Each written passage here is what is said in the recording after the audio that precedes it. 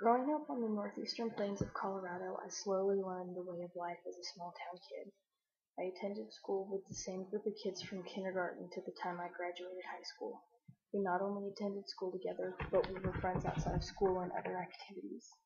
I attended a country school, and it was not uncommon to have kids absent because they were helping their parents on the farm. When this usually happened, kids would show back up to school in the filthiest clothes possible, because somehow they always ended up being closer to the school than their house, so changing was not always an option.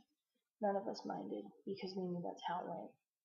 Most kids in the area knew how to drive by the time they were 12. Even if you didn't live on a farm, you probably learned from a friend.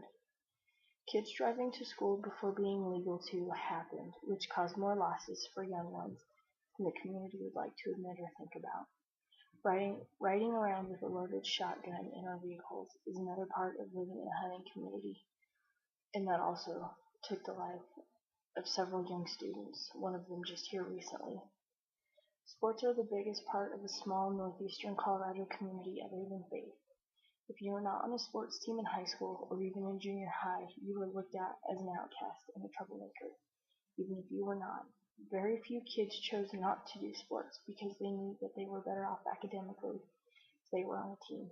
Bad grades would slide under the table more often than not. Alcohol use for minors is a huge problem in the middle of nowhere, Colorado. When there is nothing else to do but drink and go to school, that's literally all you do. I cannot begin to tell you about every kid I knew growing up that lost their life because they were drinking and driving on a typical small town Saturday night. I learned a lot growing up in the northeastern plains of Colorado.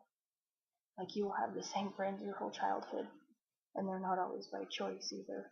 You attend small schools where sports are everything and bad grades mean a whole lot of nothing, and that drinking and driving will take the lives of many friends that you knew growing up.